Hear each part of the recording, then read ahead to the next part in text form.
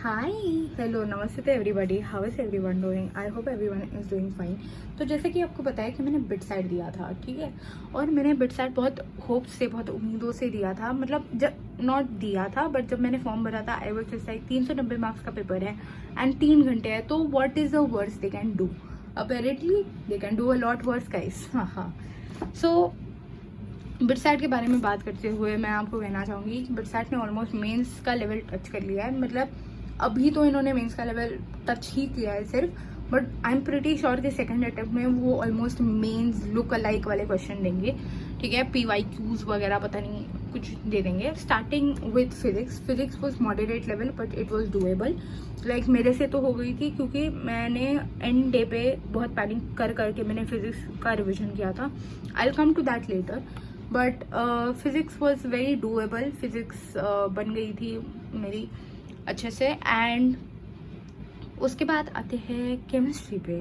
Chemistry the Ben of my existence.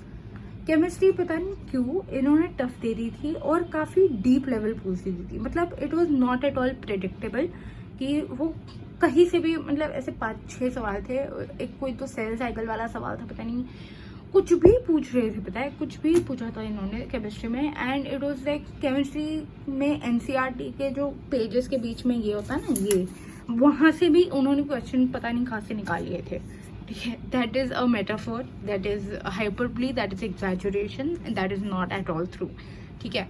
But हाँ, chemistry में काफ़ी डीप लेवल के सवाल पूछे थे, बट ऐसे 5-6 ही सवाल थे विच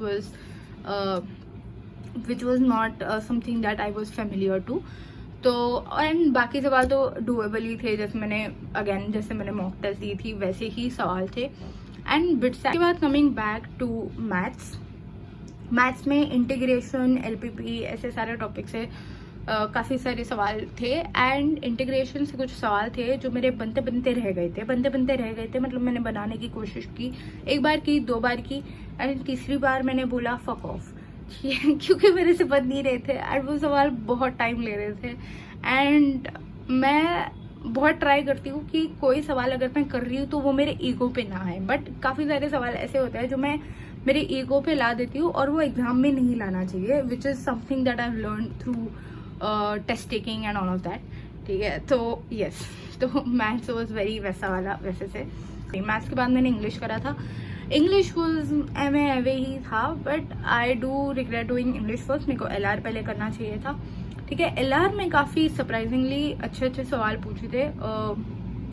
and something that is there about me कि मुझे LR सॉल्व करने में बहुत मज़ा आता है। लाइक मैं जब मॉक टेस्ट वगैरह भी दे रही थी क्रैकेट के, तभी भी मैं LR पहले करती थी बिकॉज मुझे मज़ा आता था, ठीक है। एंड LR उसमें काफ़ी अच्छा सा आया था, काफ़ी सीक्वेंस वाले सवाल थे, काफ़ी वैसे से सवाल थे। एंड मतलब वो वैसे सवाल होते हैं ना जो देख के क्लिक नहीं होते, आपको एक्चुअल में दिमाग चलाना पड़ता है, पेन निकाल के आपको सॉल्व करना पड़ता है, या तो कुछ पैटर्न्स निकालने होते हैं, वैसे से सवाल थे। And it was quite interesting, ठीक है। एंड मतलब एग्जाम में तो मेरी फट गई थी, बट अभी जब मैं सोच रही हूँ it was quite interesting to solve. तो नंबर पे आते हैं। नंबर मेरे जिससे मॉक टेस्ट में बन रहे थे, जैसे मेरे फिजिक्स और केमिस्ट्री में जो मेरे क्रैकेट मॉक टेस्ट में बन रहे थे, जैसे कि मैंने आपको पिछले वीडियोस में बताया था, उसमें +5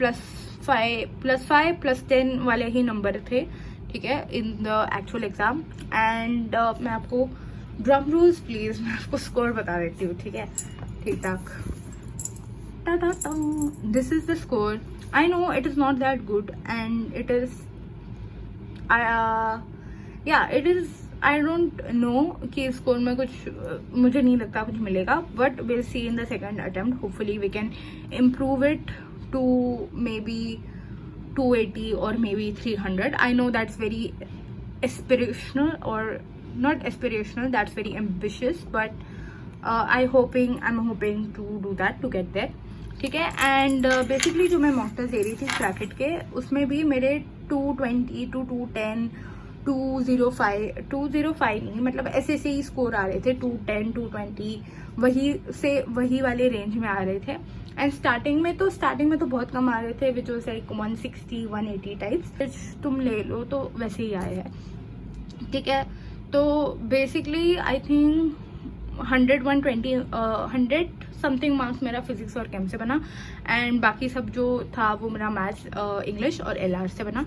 and it was a decent paper, it was a good paper, it was मतलब जब मैं मॉक टेस्ट वगैरह देती थी तब मैं सोचती थी कि ये बेवकूफ़ है क्या, इन्होंने इतने टफ मार्क्स क्यों रखे हैं, लाइक मेंस लेवल के क्यों रखे हैं, ठीक है. But now that I think of it, it does make sense, ठीक है, कि मार्क्स काफ़ी रेलेवेंट थे.